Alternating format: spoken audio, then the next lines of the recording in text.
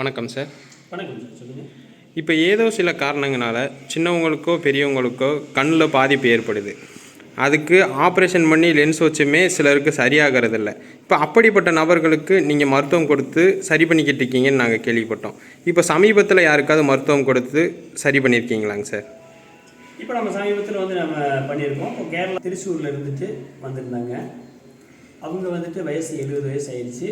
அவங்க பார்வை சுத்தமாக தெரியாமல் லென்ஸ் வச்சு திரும்பவும் பார்வை சுத்தமாக தெரியல.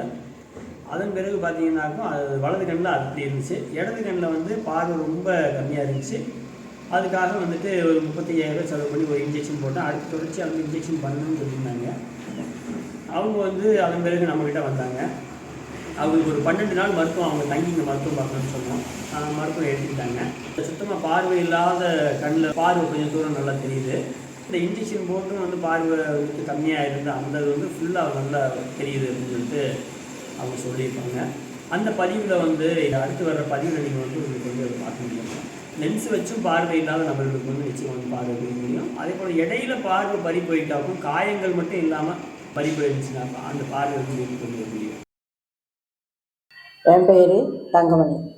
நான் கொடுங்கல்லூர்னு வருது, த்ரிஷூர். எனக்கு வயசு 70. 8 மாதமாக எனக்கு கண்ணு தெரியாது. கண்ணு ரொம்ப கஷ்டமாக இருந்தேன். அப்புறம் நான் போய் ஆப்ரேஷன் பண்ணினேன் அகல்யா ஆஸ்பத்திரியில். ஆப்ரேஷன் பண்ணி ஒரு கண்ணுக்கு ஆப்ரேஷன் பண்ணினா 8 மாதம் ஆயிடுச்சு.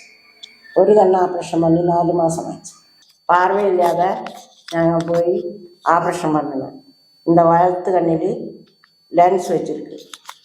அதிலும் பார்வை கிடையாது. இடது கண்ணில் கொஞ்சமாக பார்வை இருக்குது. அது இப்போது எப்படின்னு தெரியல. அப்புறம் ஊசி போட சொன்னேன். இந்த இடத்து கண்ணில் இந்த கண்ணில் ஊசி போட்டேன். ஒரு ஊசி போட்டேன், 35,000 ரூபான்னு சொல்லிட்டேன். அப்புறம் 3 ஊசி போட சொன்னேன். ஊசி போட்டு அப்போ அவர் டாக்டர் சொன்னேன், ஊசி போட்டாலே 3 ஊசி திட்டமாக போடணுமா. அப்புறம் காய்ச்சல் ரொம்ப வராது. இருக்கிற இது பண்ணே இருக்கும். அது திட்டமாக இருக்கும். அது போகாது, கம்மியாகாது, அப்படியே இருக்கும். அதுக்கப்புறம் போடுறது இப்போ வசதி இல்லை. அதனால என்ன போடுறேன். அப்புறம் நான் என் பையன் போன் பார்த்துட்டு போக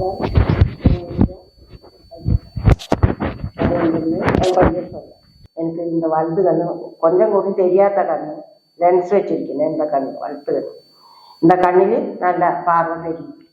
கொஞ்சம் தூரமாக தெரியும். இடது கண்ணு நல்லா தெரியும். 2 கண்ணுமே நல்லா தெரியும்.